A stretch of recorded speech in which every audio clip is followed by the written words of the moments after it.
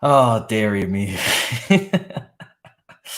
I need help, man. I need genuine advice and help. I'm not even screw the intro, okay? Screw the intro, screw the introduction. I need genuine help here as to what is going on. I need somebody to tell me who this guy is because I don't know who he is. Who is this guy? Who is this guy? Who is this guy?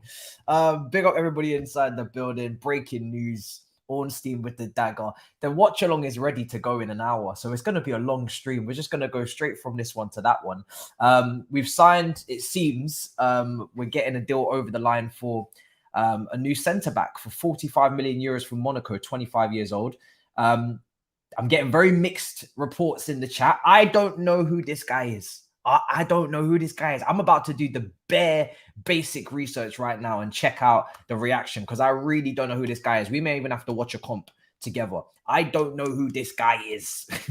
Now, some people are telling me he's the French Maguire in the chat. Some people are telling me he's a very good passer. He's obviously the former partner, I'm guessing, of Badia Shil. So, you know, that's interesting. I won't be having the Villa game on the background. I don't know who they're playing, but not bothered about that. So, yeah, not sure what's going on. Very random. That is as random as it gets, people. Like, literally, we haven't had one of those ones in a while. Usually these days you get a lot of build up, you get a lot of momentum. A player is linked with your club for several weeks before anything actually happens. This one was just boom, just immediately out the gates, players in, and it's job done. So, I mean, this is very interesting. It's very unexpected. I didn't see this coming. When you take a look at the landscape of it now, does this mean that Chalobah is leaving? Does it mean that Chalobah is staying and it's just extra kind of insurance on the right side centre back position? It's nuts. So yeah, let's just go through the bare basics. First of all, injury prone. Is he injury prone? All right, that's the first thing I go to now because I've got a little bit of PTSD now when it comes to players. So the first thing I do when I'm actually going to take you step by step what I do when I go through a random player that I've never heard of before. And this guy actually has a squeaky clean record, it seems, according to Transfer Market. No injuries, just obviously COVID, which everybody caught, I'm pretty sure. If you didn't, then fair play to you. Very, very impressive. But most people caught it, and that kept him out for a couple of weeks, a couple of years ago. That's all he's got. He's 25, and that's all he's got on his record. Now, there's a couple of caps is there for France. I don't know. Again, I've never really heard about him too much. I'm not going to lie. This is the first time I'm really hearing about him, so it's an interesting one. Let's go through some of the comments while I continue to get up the bare basics on our brother here. Let's see. Chalobah can leave. He's mid. Some people I've seen. So let's get some opinions, people. I've seen him before. I recognize the face, but I've never seen him play. Going at it again with Brighton for Sanchez. I'm gonna give my opinions on the whole Brighton thing with Sanchez in a minute because I cannot hide how unimpressed I am and convinced I am of Sanchez. Like, it's just such a... I don't even know if it's a sideways move. This guy, I've seen him have so many blunders from a shot-stopping standpoint. I don't think his distribution is that impressive either. I'm just not moved. I'm really not moved on that one. And it's the fact that we're going to be dealing with Brighton again. Like, that's also not very appetizing at all. So, yeah, for me, not what I wanted to see. Okay, let's see if we can get a little comp running here. Apparently, Man United were interested in him. I don't know if that's true, but one of their fans from that fan base have got a comp ready to go for us. Let me get a full season show on him. Let's see if we can get this up on screen now and get a good indication of what we're dealing with. Very random, guys. Very random. Very shocked. Don't even know how I even feel about it. Obviously, my main my main target still is Caicedo. You know, I still want a midfielder to come in. I was saying it in the video earlier on today. Even though we have made a signing in that position, I'm still thinking that midfield needs to be addressed. Unless this guy that we've signed, you know, the new player that we've brought in, unless he absolutely smashes it against Dortmund, which is probably the only preseason game he's going to get, it does feel like as if it's still a position that we need to address for the first team. But we shall see. Okay, let's see. Let's see on the quality here. Is this a good comp? Guys, recommend me comps because this comp doesn't look good. The quality is looking long. I want the highest quality. I'm not gonna lie. I want good quality. Let's see what you guys are telling me. Give me names of channels. People are saying Brazil Scout. Okay, let me get that up then. Hopefully that's good quality. I think it's 1080p. All right, cool. This is so random. This is so random. Do you know what? I do like the random ones, but it just means that I have no idea what I'm getting myself into when they join. It's just like just head loss, really. All right, let's see what we're dealing with here, people. Let's see what we're dealing with. I'm not going to play any music or anything, because I don't want to get in trouble. But let's see what we're dealing with. So random. All right, so this is a comp of him playing. I've gone to Brazil Scout. And yeah, let's just keep an eye on what he's doing. I'm going to take a look at the percentiles. This is more even for you guys. I'm continuing to do some research in the background so I can give you as much information in such a short period of time as possible, to be honest. So take a look while we continue to delve into what this player can offer. Because, I mean, for me, a comp is always difficult because they're only going to show the good things. I'm taking a look at his FD brief at the moment, just to start off with before we go into any more detail. And it looks pretty promising so far, to be honest. It looks pretty promising. Where did Monaco finish in League On last season? They would have finished, let's see. Monaco finished in 6th. They finished in 6th, Monaco, last season. Let's see what their average possession was. Good indication of how a team at least approaches a match. Wow, this is so random, guys. So random. Did anybody see this coming, by the way? Did anybody like really want the player? Seems like the average possession for Monaco is around about 47%. But I'm going to keep looking to see if that's completely true. Did anybody want this defender? Talk to me. Obviously, yeah, I'm guessing he's played with Badiashile. We obviously signed Badiashile, and we signed him in January, so he would have been familiar surely in a partnership. I do want to take a look at whether they were playing in a partnership earlier on.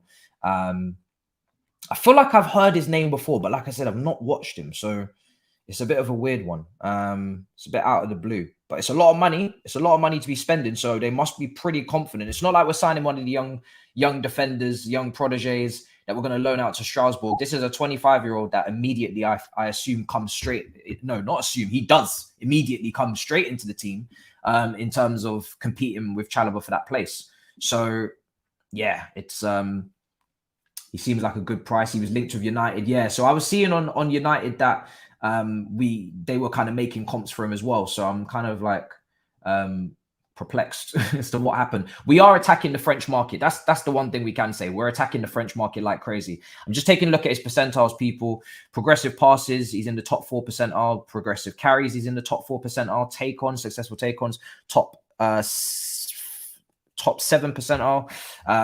So he's really good for passing metrics, it seems. Pass completion, though, is not good. Passes attempt 54, passes completion is looking like a 40. I'll show that on screen in a minute. So pass completion last season was 83.3%, which is pretty low for a centre back.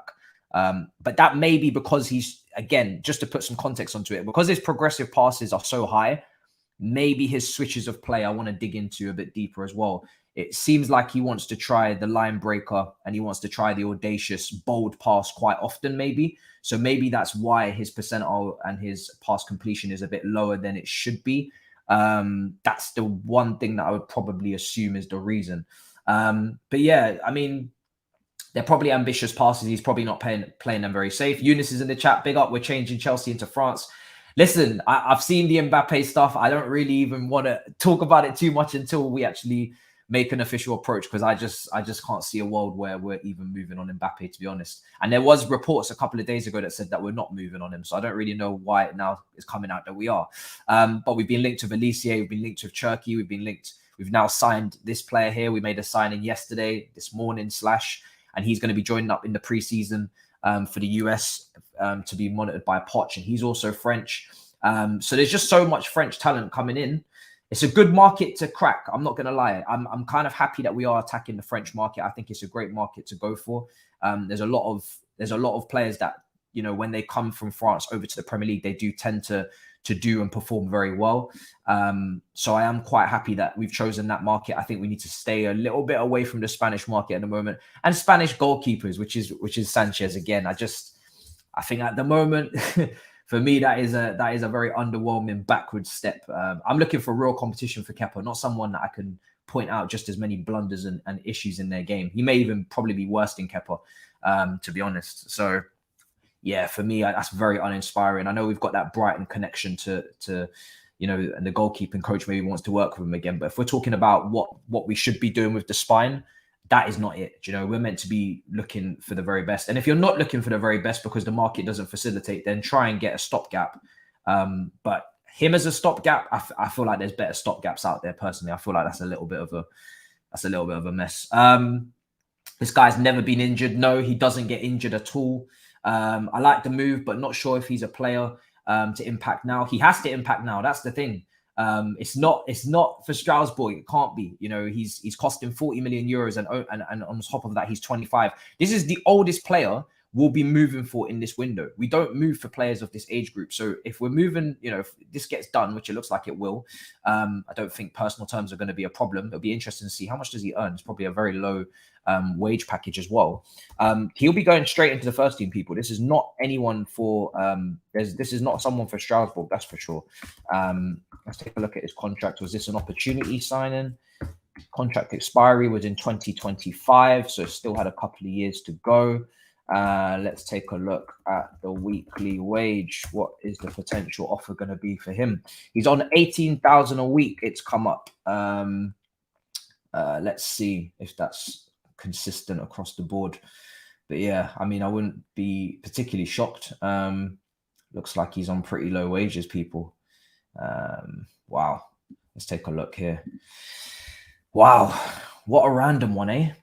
Thiago Silva replacement. So I want to take a look quickly. So Lawrence Stewart also has a link with Monaco. Great point, Amy. Very much appreciated on that point. So not only has he potentially played with Badia Shil, which I'm just going to check now if they were playing in a partnership in the back four prior, but also if he is on 18K, then yeah, that's just a quick Google search. I tend to like to go through a couple of sites because, you know, wages online can be very hit and miss. I'm just taking a look at before Christmas what Monaco's centre-back pairing was, and he was in the partnership. I'm not seeing Badia Shil in that particular game.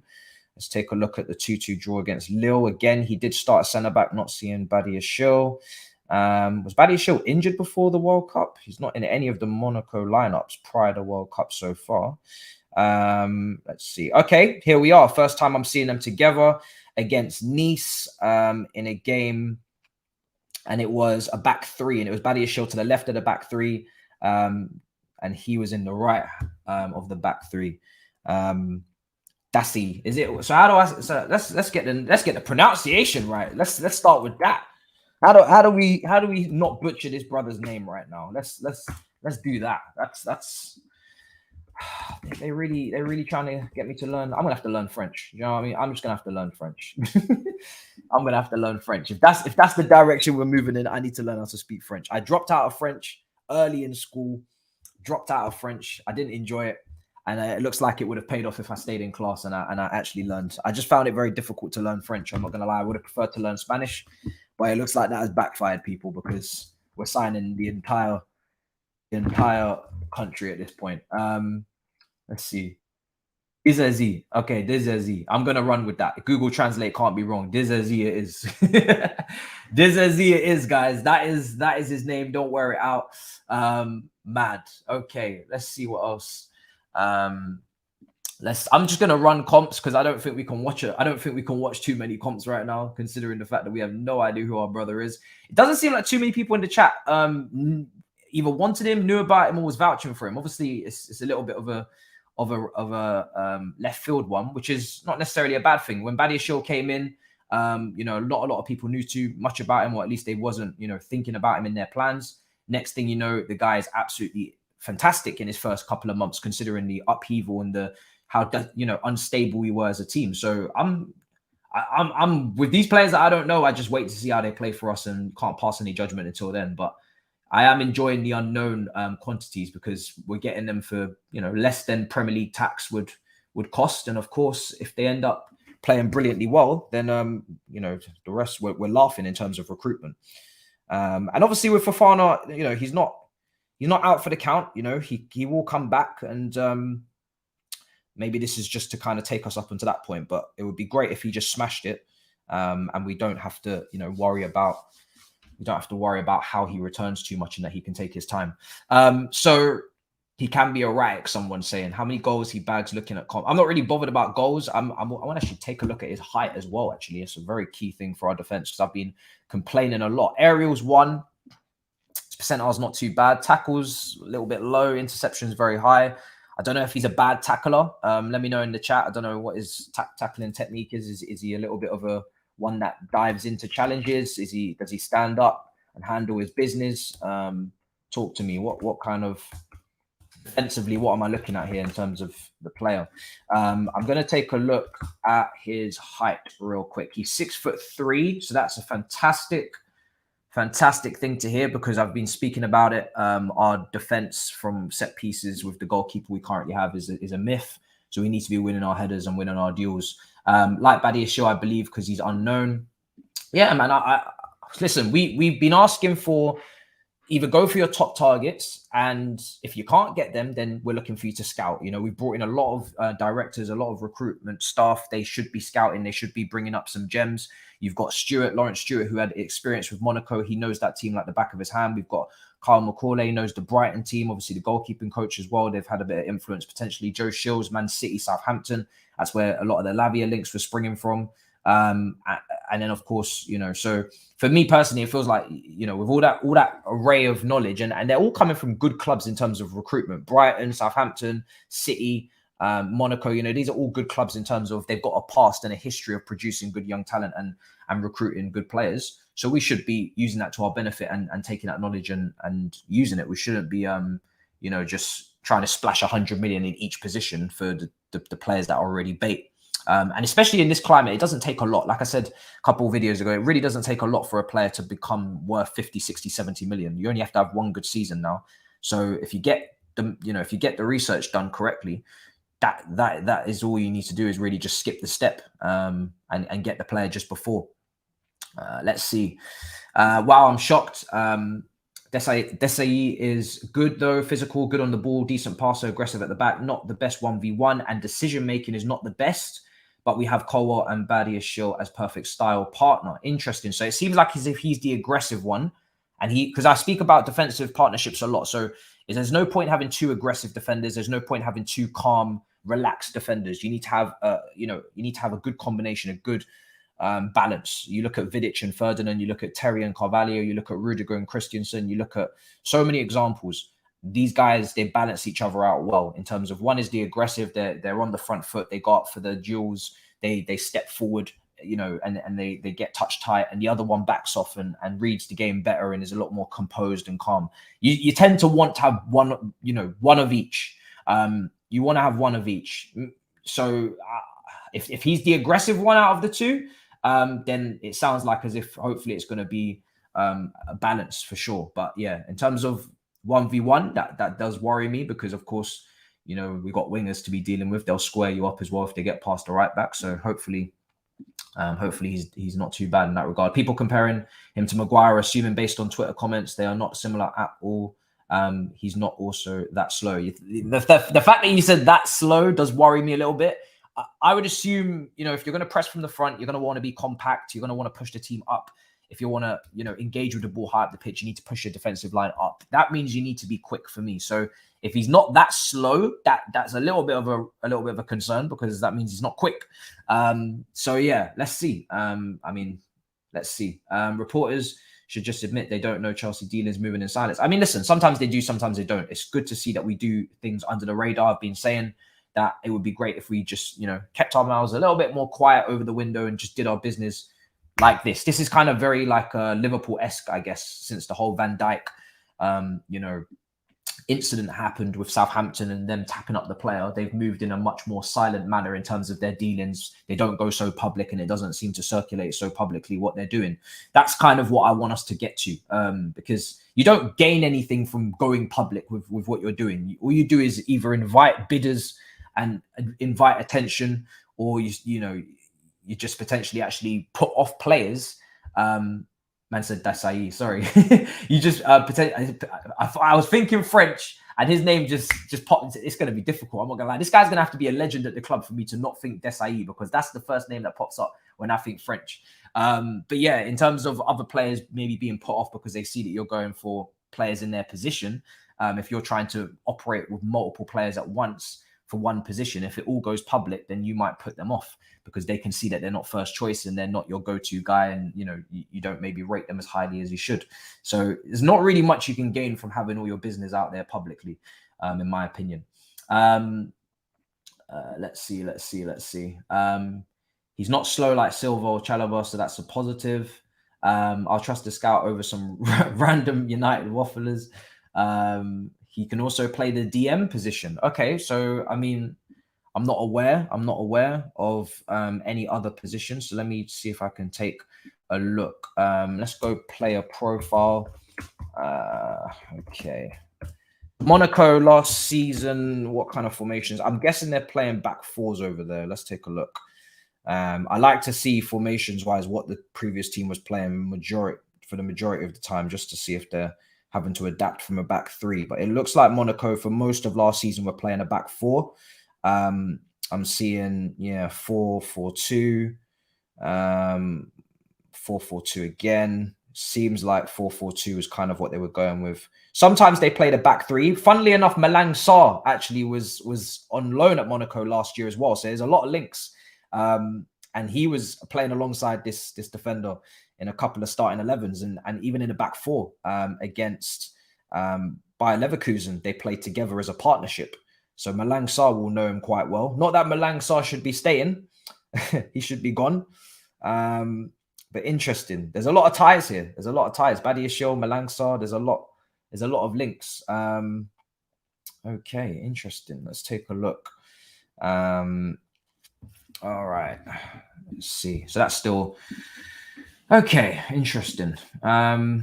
Very interesting. Let's take a look at some more comments. What you guys are telling me. Chalobah will go to Monaco. Bring back Malang Sarr.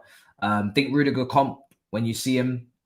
Arsenal go for Raya as comp, and we go for Sanchez. I mean, perfect. But to be completely honest, I think both goalkeepers we should be doing better than both of them.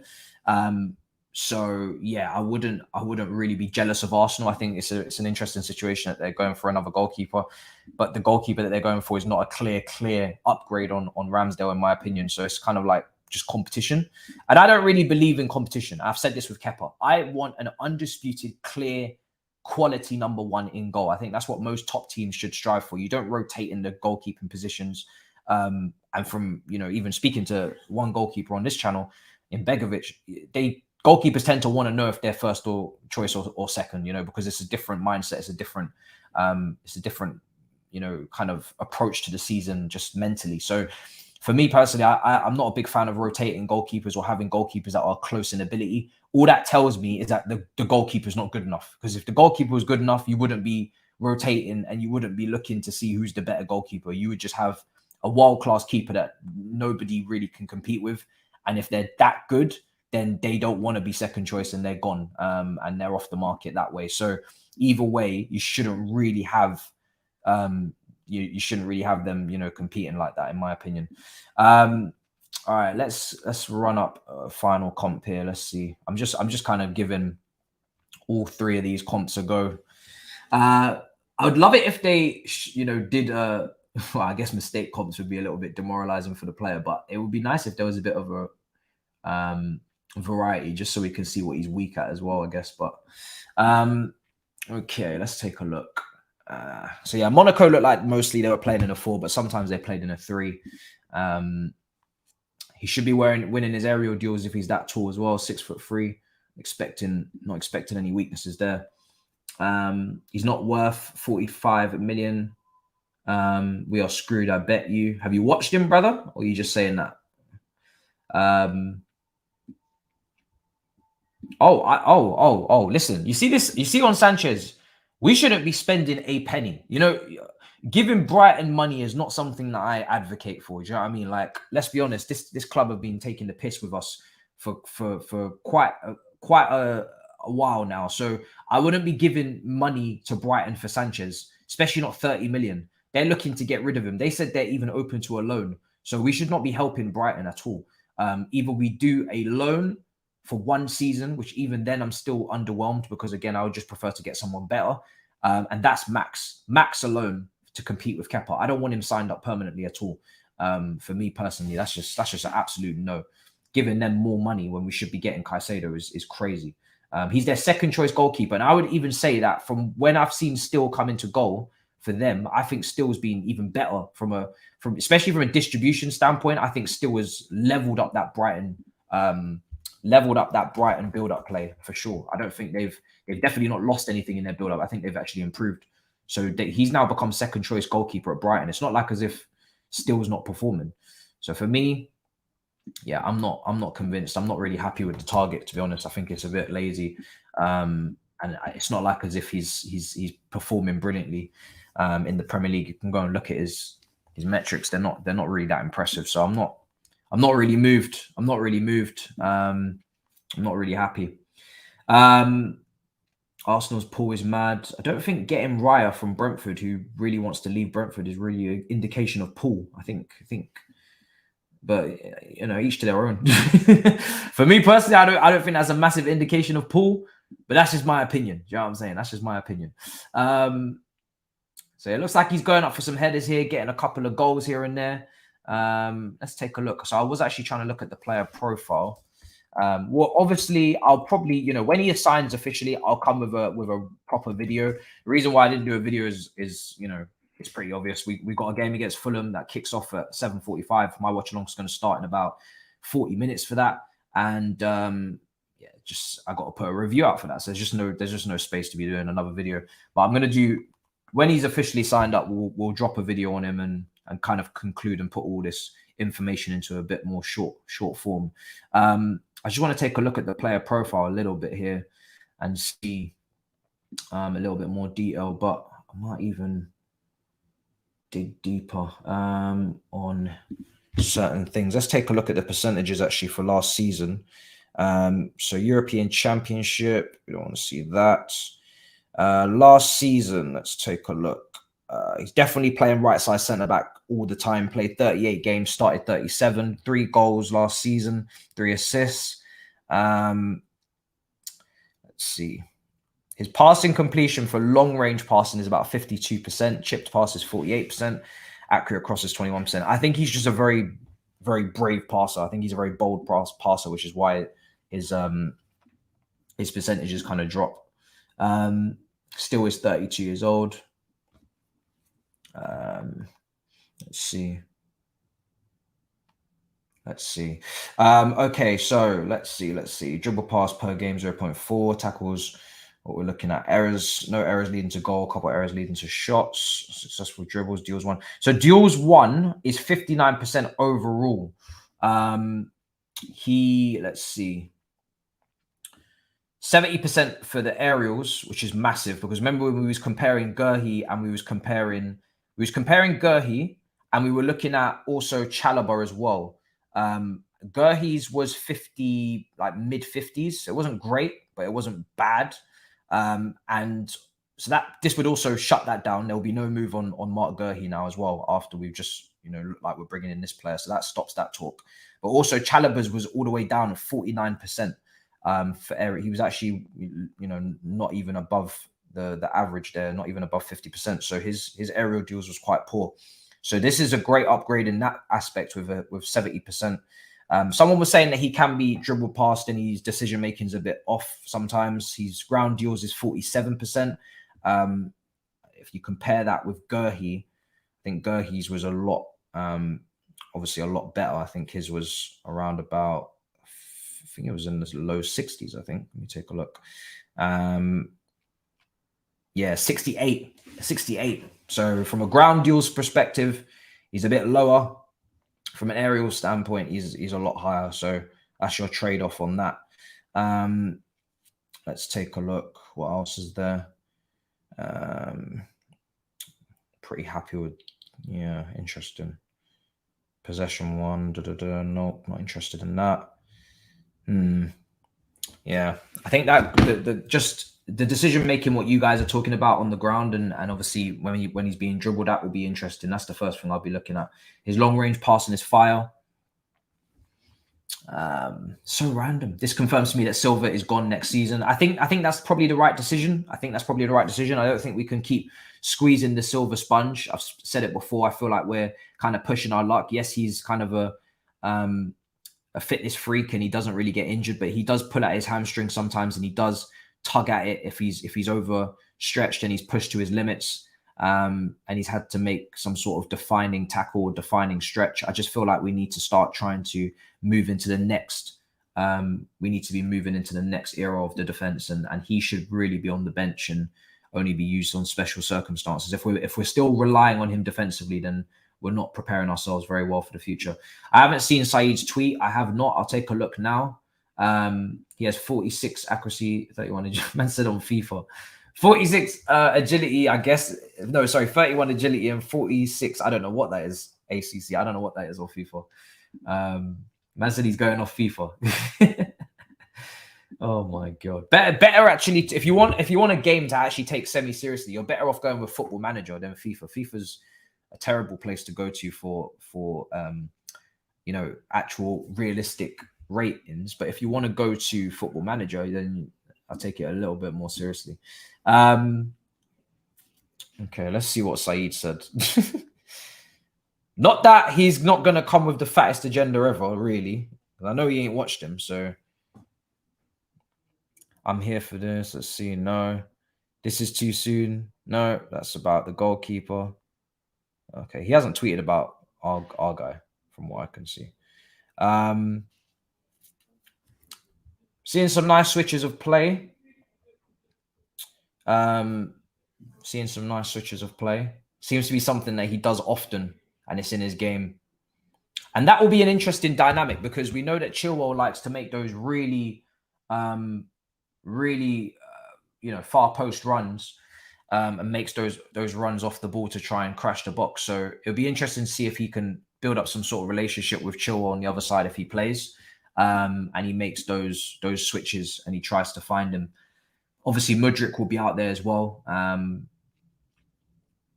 And, to move a defensive block, it is important to move the ball about as quickly as possible and try and get it across and try and disturb the defensive line. I think a lot of the time we were moving the ball too slowly. You look at preseason, we are moving the ball quite quickly and we are getting a lot more opportunities in behind. I don't want to read too much into it because it is preseason, but we are getting a lot more opportunities in behind to Jackson. It just feels like a lot more of the play is 1 or 2 touch. And we're passing the ball vertically through the middle, and we're moving it quickly, and we're not taking too many touches. And when we are taking too many touches, then we're even getting dispossessed, or we're not being able to find Jackson on the breaking behind. So let's see. But maybe because we might fall down in a lot of people's estimations going into next season, our stocks are at an all-time low. That might actually open up teams a little bit, and they might actually feel they can beat us because we were so poor last season. We were literally mid-table. Maybe it will mean that more teams will kind of come out and try and attack us, which might actually leave more space than usual than when we was actually at the top of our game. So that's another thing to factor in as well. It's just the mental approach of coming up against Chelsea and that taking a bit of a hit over the last 12 months. Monaco conceded 58 goals, but I trust the recruitment. I want to make sure to consult Poch in this. Also, he's Monaco captain, so he better be good. I didn't know he was Monaco captain, so that's a nice bit of information to add on. Much appreciated. Any more info that you guys find, bring it into the stream, bring it into the chat. We're all learning about the player at the same time here. So, yeah, for sure, if you've got any more info, that would be great. We seem to be getting a nice bit of basics on this guy, but there's a lot to learn. Let me see what Twitter are saying. What's the reaction been like? People excited? Are they? What's going on here? I see that Dembele could also be moving to PSG. That's a bit left field as well. So it's £39 million Nazar Cancella's put out, obviously that's come from Ornstein. Ornstein, this was an exclusive from him. So 45 million euros. It could be looking like it's going to be a 5+1 year contract for the centre back. So yeah, I think that option is obviously on our side. Decision will be made as well for whether or not Okechukwu is going to be going to Strasbourg on loan. I think he's going to maybe get one preseason game. He's flying out to the US now. From what I was seeing today, he's flying out today to the US to join up with the preseason. He's not going to obviously be anywhere. He's not going to get there for today's game, obviously. So he'll be there for the Dortmund game. When do we play Dortmund? I think it's on a Thursday, is it? So he might get one game there. I just feel like I said in my video, I feel like if he was going to be part of the plan, he would have needed to sign a bit earlier. Yeah, we played Dortmund on Thursday, 1:30 a.m. Then following Sunday, we got Liverpool. So 10 days. I don't know if there's probably going to be a behind closed doors friendly before Liverpool. I don't think they're going to go 10 days without playing a game. But even still, I think if he was to have a real shot at staying, I think he would have needed more minutes and he would have needed more preseason games. We certainly can't just chuck him in against Liverpool. That would be insane. So yeah, was a retweet on the 9th of July. Yeah, it's on Thursday.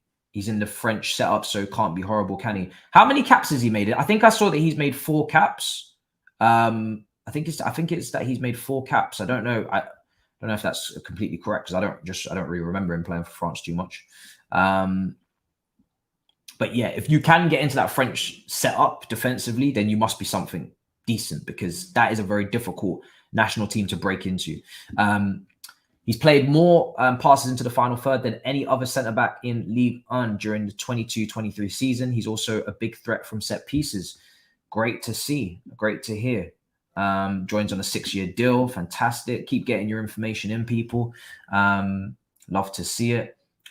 What do you mean not prioritizing the midfield? We signed one yesterday. Caicedo getting negotiated. Need patience, lad. Yeah, I mean, I'm guessing you're replying to someone in the comments. Yeah, I mean, we'll be going for the midfield. You know, like I said in today's video, we're still looking at Caicedo. It's not related to the deal that we did yesterday. I just think it's an insurance policy. I think if Brighton get a bit too cheeky and they start asking for fees that are just ridiculously, you know, out of this world, then we've got the insurance policy of we've signed another young, promising player that we could potentially use next season in rotation with Santos. I personally would not think that's a great idea just purely because of the competition in the league. We need him to basically do a Jackson, you know. He's 19, so he's a little bit younger. I think Jackson, how old is Jackson? Jackson's like 23, I think he is. So yeah, he's a bit younger. Something it screams out to me. He's 22. Screams out to me that it's more of a loan. Maybe he stays and Santos stays and we get someone, and maybe it's Cassidy or Carney that has to go out on loan. I don't know, but yeah, it's going to be a tough season. So when Poch says that he wants a bit of experience, I don't really doubt that he's being pretty truthful that yeah, we do need to bring in someone that's at least proven themselves at the level that we're playing at. I have a feeling that the Caicedo deal is done, and that is why we're moving on other deals, and we will announce this deal this upcoming week. It's a good thought, Kingsley. I hope you're right. Let me ask you guys in a poll, actually. It's a good question to ask because we've been going back and forth with the left backs, but we haven't really gone on the centre mids. So we're going to do a poll. Which CM would you loan out? I want to see what you guys say because I do think it's a difficult one. A lot of people seem to be going with Cassidy at the moment. I've been very impressed. I've been pretty impressed with Cassidy. My expectations wasn't crazy high because I'd not watched much of him. So I am pretty impressed with Cassidy, but I also do like Carney as well. So I'm not really like too like massively opinionated on it. I think I have a preference, but if Poch picks one or the other, I'm not gonna go crazy about it. I can understand the argument for both. Who else have we got in here? So I'm gonna put our new signing in there as well because he is signed and it is a done deal. So we may as well involve him in the poll. Okay. I just want to get one so far. Which one would you loan? And let's see who wins the poll, and then obviously whoever gets second, etc., etc. Okay.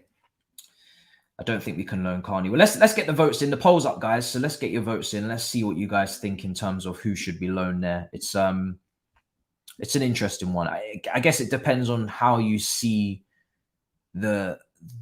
which attributes you think we need most. Because I think it's fair to say that they've all got something to offer, and they're all just as unpredictable as the other. You know, there's nobody that's giving you any guarantees performance-wise.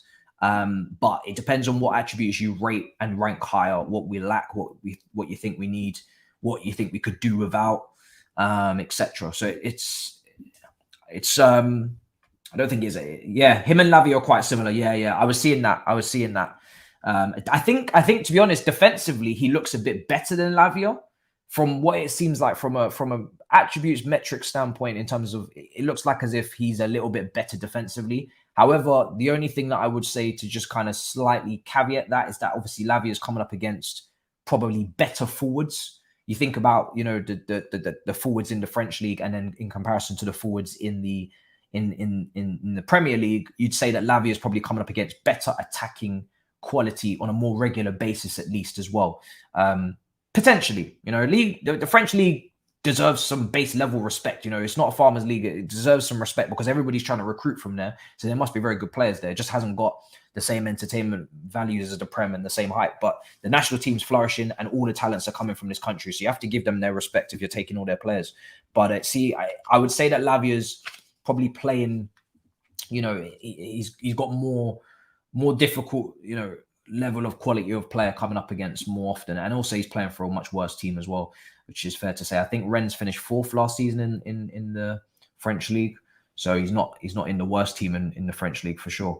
So he's maybe not even having to defend as much. So the fact that he's not having to defend as much as Lavia as well is probably another thing that would skew the kind of outlook on his attributes and his statistics, because Lavia is having to defend a lot more. So he's under a little bit more pressure. Southampton obviously finished bottom of the league. So maybe not the fairest of comparisons. For me, like I said, because I haven't watched him, it's just better for me to just see him for Chelsea before I even be saying who's better defensively and whatnot. Okay, let's see what people are saying. We should really activate that 50 mil clause on Dembele. He would be better than Elise or Cherki for me. I don't know what Dembele's injury record has been like, but I think when you're thinking about targets now and you're thinking about players, you have to be realistic, right? You've got to take a look at the wages now, because it's very clear to me that we're dropping our wage bill. And this is why the likes of, you know, Sterling, Cucurella are actually under quite a bit of pressure, even Chilwell as well, because they make a lot of money and they have to replicate performance to justify said money, because if they don't, then they'll be sold and the wage bill will continue to drop. So the reason why I'm not looking at Dembele, or I'm not even talking about Tchouaméni in a serious manner, is because they're on high wages, and we've already shown quite clearly in this window, anybody who's on a high wage, we're not going anywhere near them. We're trying to bring the wage bill down, and we're going off. I mean, this guy, it looks like he's on less than 20k a week. So we're going to triple his wages to maybe 60. And that's going to sound great, but it's still, you know, 60k is nothing to us. So yeah. And obviously then it's incentives and it's, you know, win the league and win the Champions League. Then maybe you'll get a bump up or whatever, which I do like. It's something that Liverpool do quite a lot as well. They incentivize a lot of their wages, a lot based on bonuses, a lot based on achievements. And I think it's a motivational tool, because look, we've been paying people a lot of money and not really getting a lot of success back, to be honest. So I'm pretty much for that kind of method. But then when somebody worth the money comes up, so Dembele for me is too much of a hit and miss player. When it comes down to somebody that is undisputed, like for instance in Mbappe, not that that's ever going to happen, then you have to pay the money. And then if you're still saying, oh, you know, wage bill, now you're thinking in a very small club kind of feeder club manner. Have you seen the Office meme? Yeah, it was in my video. It was in my video earlier on today. The meme is in the video. So yeah, it's in the video. When are the lineups out? I'm guessing the lineups will be out at maybe quarter to 7. Okay, I'm thinking him staying will depend on what happens with Caicedo. Yes, I do agree. Listen, if we don't get Caicedo, then I'd expect that our new signing yesterday, will most likely stay. But yeah, I still want Caicedo. I still want Caicedo. Let's see what else is being said. You just never know what's going to happen now. When you get all these, these players that you didn't predict and they haven't been reported on, now it's just like anyone could sign at any moment. It's crazy, people. Absolutely crazy. Make sure you smash up the likes if you haven't already. Big up. Obviously, like I said, we have the Chelsea Fulham watch along straight after. So don't go anywhere. That'll be starting probably about 10 to. Let's see. This is mad. We're going full French, people. And like I said, if you're going to attack any market, this is the market to hit. Obviously, we've gone for the South Americans as well. A lot of Brazilian talents. We were meant to be attacking the Portuguese market as well, a lot heavier, because obviously our links to the agents, to Mendes, but we haven't really been pushing in that market this window. It's been mainly French talents we've been going after. So let me go through the profile of this player. Has he been playing DM? Someone mentioned that he could play DM. Someone else mentioned that he's been playing right back. So I just want to take a look. It looks like he has played a little bit of right back. Let me go through some of his statistics. Go through current season. Overall balance. So we can get 130 games in the French top division, 14 Europa League games, 15 Copa de France. He's played 163 times as a centre-back, 5 times as a right-back, 1 time as a defensive midfielder, according to Transfer Market. He's only played as a defensive midfielder 1 time. He's played once as a centre-forward, 3 as a left-back, like I said, 5 as a right-back, and 163 times as a centre-back. So I'm not going to sit here and tell you he's positionally versatile based off those numbers. I think he's probably played right-back in an emergency for injury. He's a centre-back. He certainly ain't playing DM, because he ain't played DM according to this very often. So he's only played there once. So he ain't going in DM. So that's not a solution there. And listen, if he was, then I don't feel like if he was a DM, we would sign who we signed yesterday. I think you just get 2 for the price of 1 potentially. So yeah, I think it's quite clear he's only going to be playing right side centre back.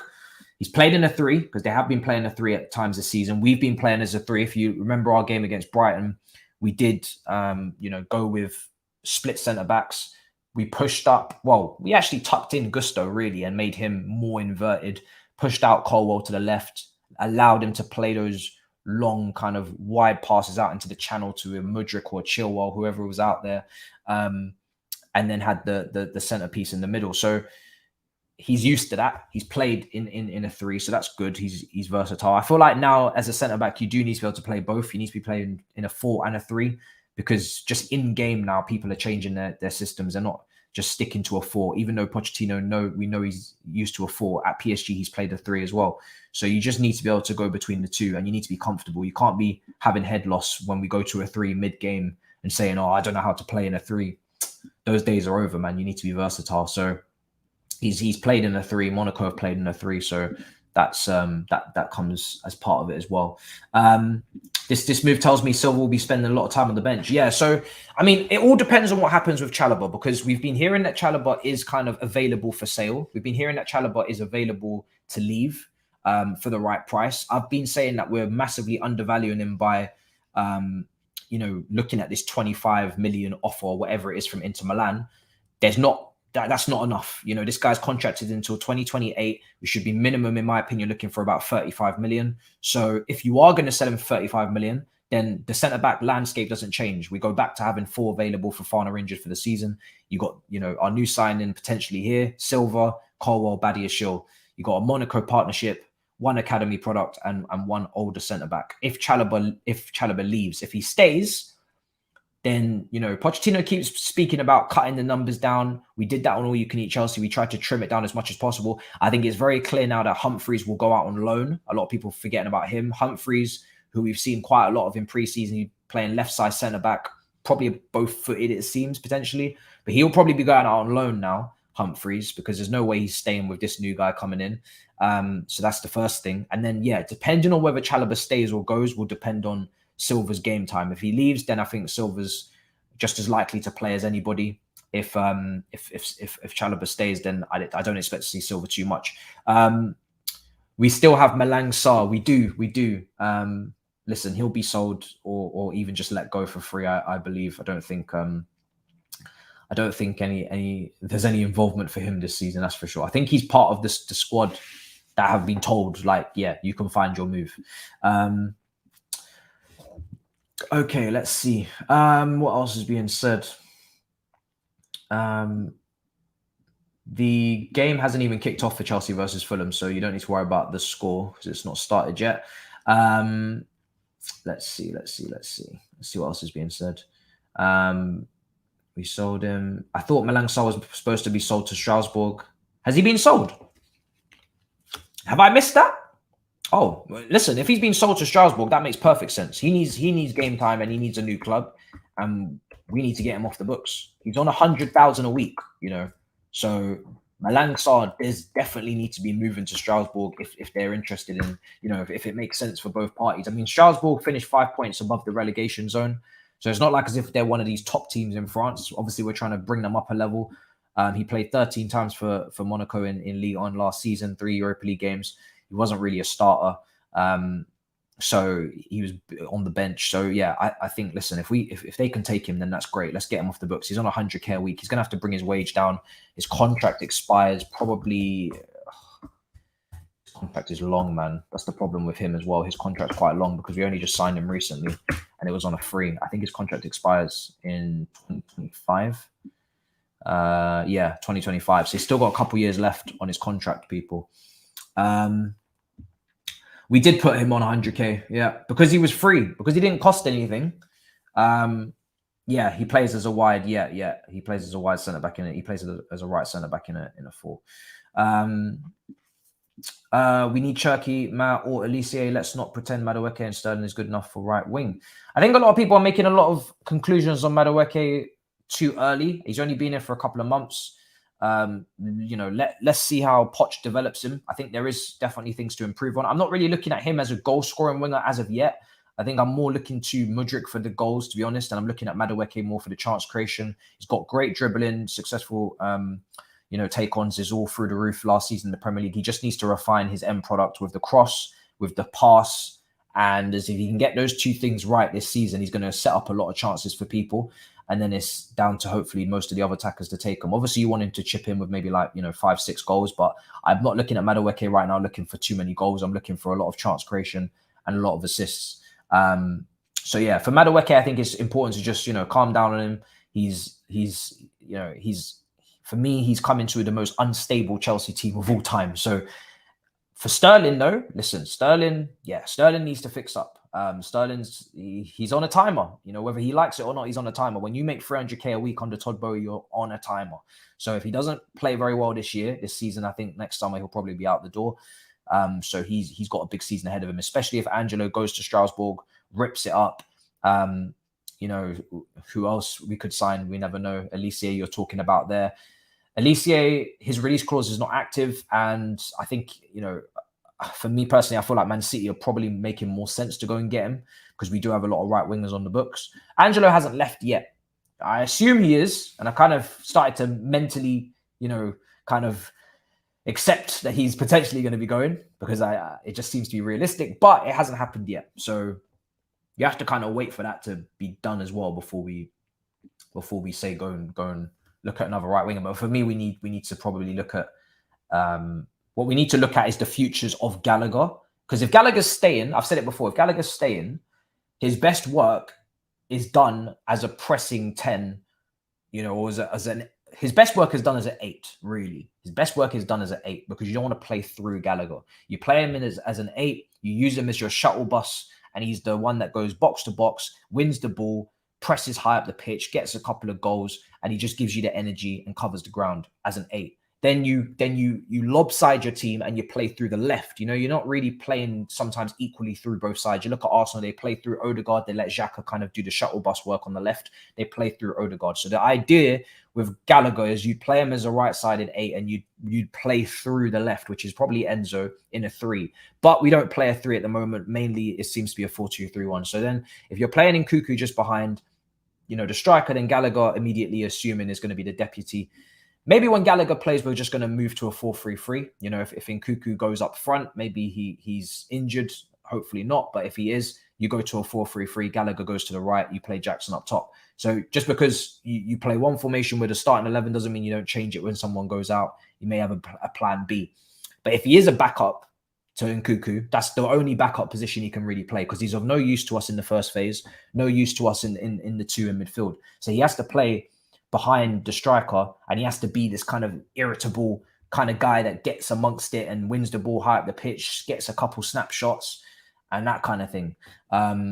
So that's where I see him if he stays. If he doesn't, then yes, you can look at a gap in the squad for a 10, like a Kudus or Cherky. But if he doesn't leave, I think it's realistic to say that we don't really. Where's the space for the 10? You know, if he doesn't go, unless you're getting rid of more midfielders behind than I thought. But I don't want to see Gallagher in the first phase. So I don't know. It's a tough one. Like I said, I would have taken the money from West Ham, but it is what it is. Nkuku on the left of a 4-3-3. We haven't seen him play wing yet. Mainly he's been playing as a striker, or he's played as a 10 and even more deeper as an attacking midfielder, because Poch was asking him to come back against Newcastle. He didn't want him so high up. So I haven't seen him play wide yet. Maybe he will play wide, but I haven't seen him play wide. So yeah, until then, until that happens, then, you know, I don't want to say he's going to play wide when we have all these wingers. You know, you look at Mudryk, you look at Sterling, you look at Angelo, you could look at Maatsen, you look at Madueke. We've got a lot of wingers. So I'm not picturing Nkuku also playing out wide, because we've already got potentially too many wingers as it is.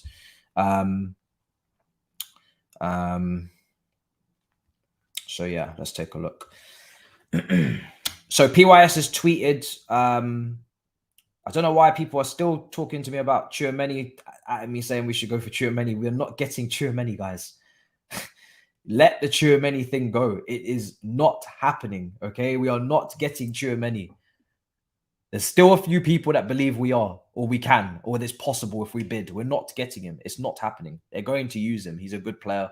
He's on way too much money for our bill anyway. And even if he wasn't, we're just not going to get him. He's at Real Madrid, and we don't even have Champions League football. He's their only 6. It's not happening. Andre Santos is an idea in Italy, but negotiations. What? For what? Do you know what? I don't even care, because I don't know what kind of deal that is. Loan, buy, I don't know. But yeah, no, we're not doing that. So leave Santos alone.